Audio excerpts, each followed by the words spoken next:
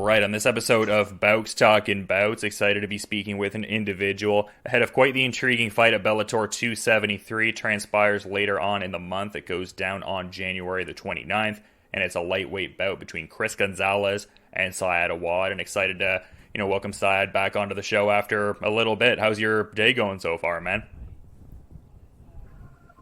It's doing good, man. Just busy like always, but I just want to say, first and foremost, thank you for having me on the show. Oh, yeah, no worries, man. It seems like a lot of cool things happening in your life and stuff like that. Like, it seems like you've been a homeowner for just a bit over a year now, so big congrats on that. That's a solid milestone, to say the least. Oh, thank you. Yeah, I mean, it was, I wish it would have happened before, but, nothing really happens as planned in life, and you kind of take it and go, and I'm happy to finally be a homeowner, not a renter, and just add more things to my plate. So it's nonstop here at home, just like nonstop at training. Yeah, I mean, everything happens in its own time and everything like that, but a cool sort of situation to find yourselves in and everything like that. And just even on the competitive end of things, just getting back into the win column with the last one, an emphatic first round finish over Nate Andrews there. Can you talk about how that Bellator 259 victory felt in May there for you? Yeah, it felt really good. Obviously I was in a horrible position, never been in that position in my life and with my career. And so it was pretty emotional for me to go in there and be able to get the win the way I did and get out there, unscathed. I had a little cut, but, I was back training right away and just hungry to get it again. So I'm happy that they finally booked me. And things are starting to get busier for Bellator, and I'm just happy to be back, on the roster and fighting again. Yeah, I mean, it seems like you almost thrive in those kind of moments, like where it feels like your back is against the wall. Like I'd seen, I believe you had an Instagram post. It was ahead of your fight with, Evangelista Cyborg there and stuff like that, and just how it was like a short notice kind of fight, and like had a couple defeats at that time, but it almost seemed like you embraced that pressure and had a real breakthrough sort of performance. Is that a fair characterization? And also, as an extension, I guess, is that something that you felt manifested in the last fight too? I 100% believe so. I do think, I had to learn the hard way. Obviously that I do thrive under pressure and when my back's against the wall, because I think it goes with my fighting style, where I kind of always been a hard-nosed, gritty fighter, where I kind of just bite down on my mouthpiece and go. And I think having my back against the wall really brings out the old school me, where I just basically don't give a fuck, and I'm just gonna go in there and I'm gonna do what I have to do to get a win. And I feel like when I am in those situations, that's exactly what happens, and I love it, man. I thrive off of it, and I believe it is who I am, as a fighter, foremost, as a person as well. It seemed like the last one, though, had an even like additional sort of compounded thing you were dealing with there. Like, it seemed like what was going on in Gaza, just the Israeli Palestinian conflict, was really weighing on you at the time, and understandably so. Like, was part of that fight to kind of shine a spotlight on that situation? Like, was there, I guess, a level of pride you feel in being able to shine a spotlight on that kind of stuff? Is there a catharsis that comes from an experience like that, like getting a victory there, or is it just the heartache still lingering a fair bit? No, you're spot on with it. That definitely triggered a lot of things for me. Being that like my dad, I'm first generation American, and my dad came from Gaza when he was 18 years old, came to college here, did the whole thing, and had us. And so when all that was going on, like literally the night before the fight, my sister called me. She was like, "Yeah, one of our neighbors is trapped under their house." One of the neighbors that they've known since they're kids, since their grandpas knew their family, and their house got blown up and they're stuck under the rubble. But you won't hear that on the mainstream media, because it's not, mainstream media is controlled by who. So I don't want to get into that too much, but to get calls like that and hear that, and they're just saying, call, mom and dad, just let them know, that, we're thinking about them and we're praying for them. And, it was a lot to take in, especially being in the position I'm in, or I was in, coming off losses. And, like that would have been my last fight in Bellator had I went out there and just, froze up under the pressure. And, we probably wouldn't be having this interview right now, or we probably would be, and I'd be with a different organization. Who knows? So it was a lot of pressure. But, like you said, and like I said earlier, it's I feel like pressure, for me, everybody knows pressure makes diamonds. And for me, I think I thrive off those moments. I still feel like I have a lot of pressure on me. I can't go and blow this fight either. I got to get back on a winning streak. My plan is to win the title before I retire. I'm getting older. And, that's my plan. It's one of my goals I've had. So I just want to go get on a nice little streak and hopefully get a title fight and sell off in the sunset. I mean, I think you'd be positioned well in that regard, just with your, opponent having a pretty good profile as like a prospect in the company. And obviously you've been a stalwart with the promotion for a little while there and everything like that. So I imagine a victory here for either of you would get yourself a spot in the lightweight rankings, or at least I'd have to think, but I don't do the rankings. I'm not one of those guys. Yeah, I don't even think Bellator does the rankings, to be honest. You know what I mean? I kind of think that's just it's more of a media thing, and they let them kind of do their thing and throw guys around. But I have yet to see, guys fight their way up a Bellator ranking and then fight for the number 2 spot and fight for the title. It's kind of just goes as they want it. They give title fights as the way they've been doing it, which is not a bad way. I just don't think the rankings are up to par where they should be, as to the extent of them being rankings. You think you fight the number 10 guy, okay, now you're top 10. You just beat the number 5 guy, now you're number 5. Now you beat the number 2 guy, you're up for a title fight. And I don't think they have that down yet. And so I don't really care for the rankings. I mean, it's cool to have your name there. People kind of look at you more, but I'm over all that. I'm just coming to fight. I'm coming to fight whoever I need to fight to get myself to where I need to be. So I know this fight, the kid's not really known. He's young. He has good wrestling background. But I know it's going to be a tough fight. The kid's coming to fight, comes from a good camp. And I just got to go make a statement and then just, let them know, like, hey, whoever's next, I want that to be in a position, to put me in a position to get, move towards a title fight. Yeah, and I mean, Chris Gonzalez in a bit of an interesting position. I mean, we were talking earlier about your ability to function in a situation where it almost feels like your back is against the wall a little bit. I mean, he's kind of in a certain, not in like a tight spot necessarily, but he had that 6-fight unbeaten streak and coming off of the first career defeat there to Goiti Yamauchi, a stalwart contender in the division there. So yeah, very interesting fight in a number of regards, but it seems like you're familiar with, his skill set and what he brings to the table. Does that come from like individual tape study you're doing, or do you have someone at your camp, like maybe in a coaching capacity, more so studying Chris Gonzalez and all that?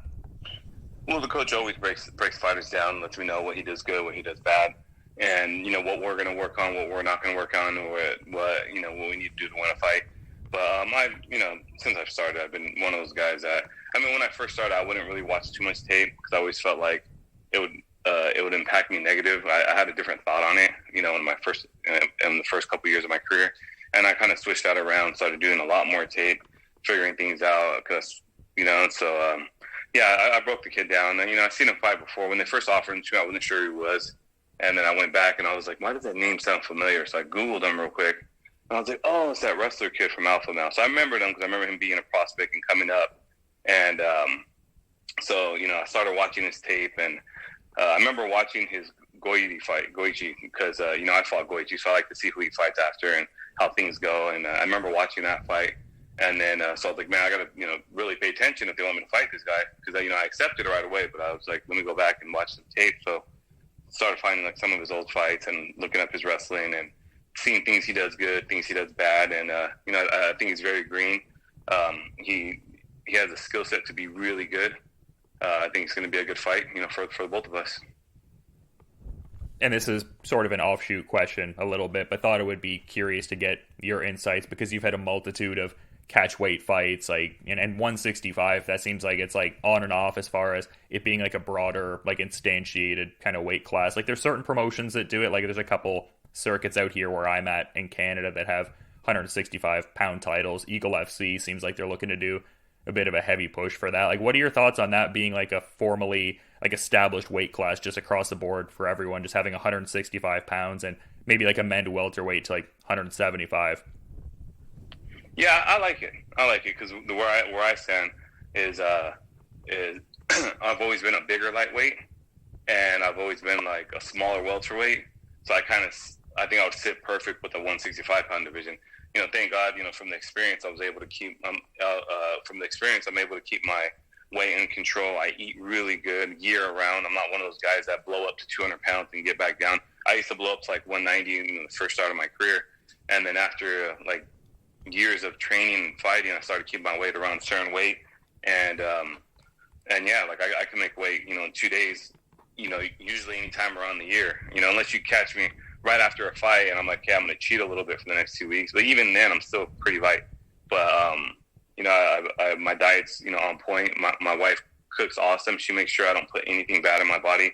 And even when I want to cheat, like I don't have stuff here to cheat. And, I'll cheat a little bit here and there, but she got me down when it comes to nutrition and taking care of myself. And, thank God, because, if not, I'd probably be one of those guys walking around 190 and God knows how hard it would be for me to make weight. So I make weight fairly easy in being a bigger 55-pounder, but I still, I don't, nobody likes to cut weight. So if they offer me a fight, to catch her, I'll take it. I don't give a shit. I fought daily at 175. Like, it's weight classes to me. There's a reason why there's weight classes, and that's, a stupid jump to go up that high. But if it's two guys that can make lightweight and we both agree to fight 165, why not? Like, if they call me tomorrow and say, hey, Chris wants to fight 165, like, let's do it. It's not a big deal to me. I'll make 165 tonight if I wanted to. But, yeah, I wouldn't mind it.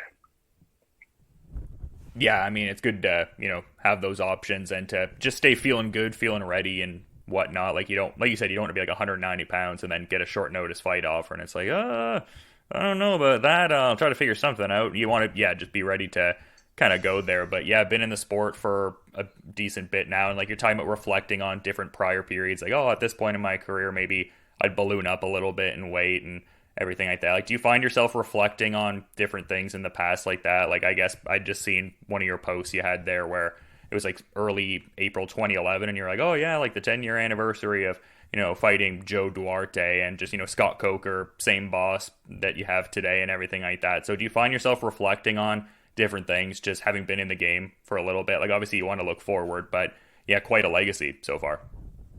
No, of course. I mean, every once in a while something will pop up and it's like, oh, this is a fight from, 2006 or 2008 or whatever. And I'll go back and I'll remember how, like, start putting, like, how my training camp went, start thinking about how my diet was. And I'm like, oh, man, I had a shitty weight cut for that fight. Or, I remember I used to eat pasta all the time and, thinking, taking IVs. And I was wondering why I would go out there and be just slow and sluggish. And, and it all comes with, experience, things that you can't really buy. You can try to teach people experience, but you never really get it until you've been there and, you went through it. And, I'm thankful for everything I went through. I feel like I've taken the long route in my career with everything I've done. But, I'm thankful for it. It just sucks that I'm getting older and I have all this experience now, because had I had this experience when I was in my 20s, things would have been a lot different in my career. Yeah, exactly. You got to just like have those lived experiences. Like it feels different almost. Yeah. Cause like I've had certain moments where people try to impart something onto me, but you don't tangibly feel it until you actually go through it yourself. So yeah, experience super vital. But to that point, it seems like the, gym has switched up a little bit. Not like super recent per se, but it seemed like you were kind of getting in work over at Fortis MMA there. Like, how's the, I guess, tenure with Fortis MMA been? And just, can you speak to some of the work you've been able to get in there? It's awesome. I moved my whole family to Texas for that reason. I mean, I hooked up with a coach and my manager, and my wife wanted to move out of California for a while, and I was like, I have to find a good gym.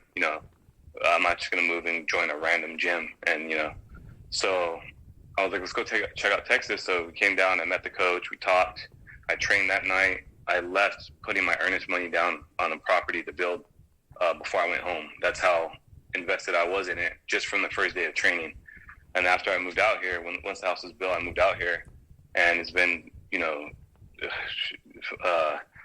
pedal to the floor since I've gotten there. And there's a reason why the team does as good as they've done, is because the coach, he's something different. He's really smart.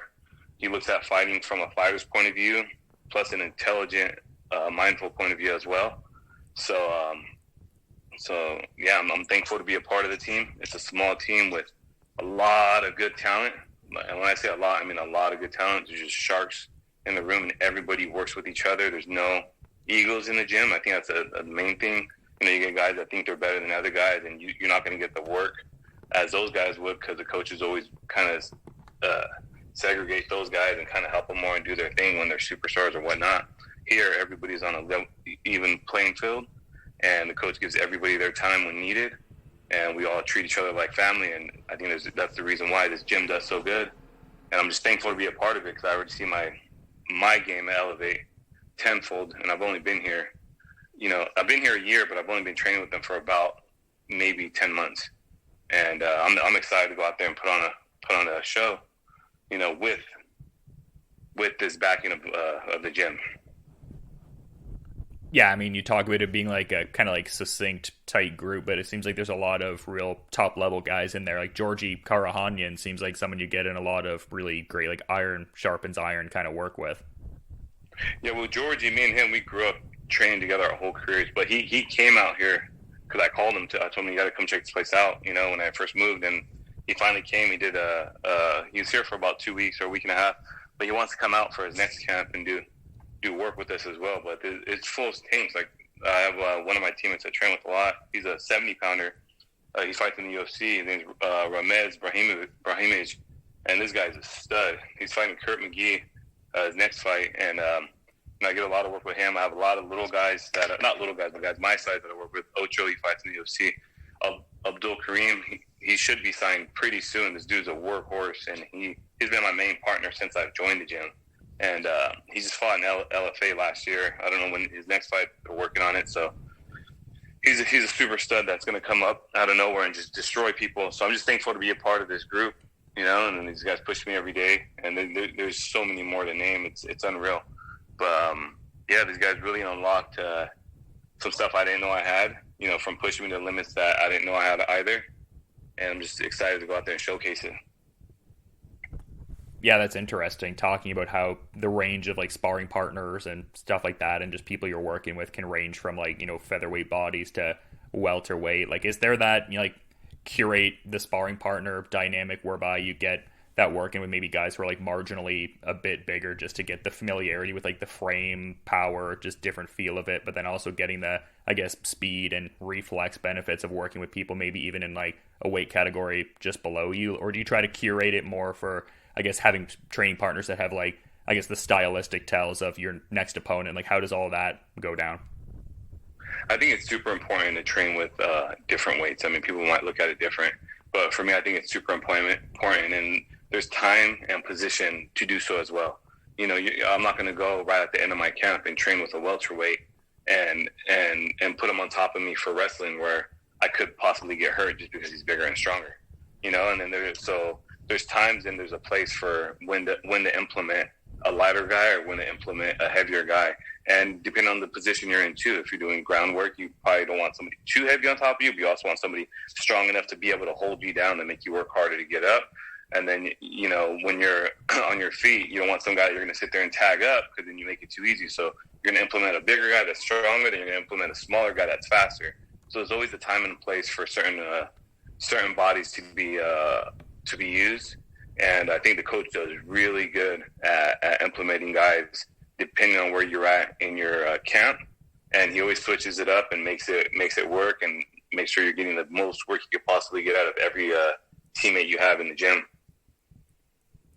Yeah, good to have that economy of effort. And I've seen a couple comments from Georgie just talking about how great the coaching personnel is there and stuff like that. I mean, you articulated it well earlier, like someone who understands the mindset of the fighter, but also who has like that, coaching role when necessary, like stop you from redlining, shift you over here, try this out sort of thing. But yeah, I'm really excited to hear all of that great work, and really interesting to see the skills you bring to the table here. It seems like we're going to see that almost next version of Saad Awad by the sounds of it. But you've been great with your time, and fun getting to talk to you ahead of these fights, man. But I want to be mindful of your schedule remaining today there and everything. So to that point, Saad, is there anything that you'd maybe want to add kind of as a parting thought as we're wrapping things up here? No, man, I just want to say thank you, man. Thank you for your time. Always appreciate it, and don't let me rush you. I got time, everything. everything will work out at the end of the day, no matter what you're doing, right? So I just want to say thank you, for your time as well. It's always good to talk to you. I'm definitely looking forward to this fight. I think it's going to be awesome. I think I go out there and show my skill set against a really tough wrestler, a young, hungry kid, and I'm excited. I think this is a good fight for where I'm at right now in my career, and I think after this fight we can look forward and see what's next. And until then, I'm excited to go out there and get this win. Yeah, it's been a long road, man. I mean, we were talking the one time about how you had that tournament in Costa Rica that almost had the blood sport kind of vibes to it. Now you're with Bellator, back on Showtime and everything, so a cool journey for sure. Yeah, it's definitely been a long, interesting journey. But everything happens for a reason, and I think that's the reason why I was set for this journey to be where I'm at right now, and it's just time for me to capitalize on my situations that I'm in and just move up from here. Absolutely, and that next chapter in the story of Saad Awad going to be recorded January the 29th. It's Bellator 273, and we've got an intriguing lightweight fight between Chris Gonzalez and Saad Awad. And yeah, to reiterate, great getting to have you on the show, man. Appreciate you making some time, and yeah, just best of luck with the remainder of the preparations, and have a good rest of your day too. Appreciate it. Thank you so much, and thank you for your time, and hopefully we'll talk soon after the victory.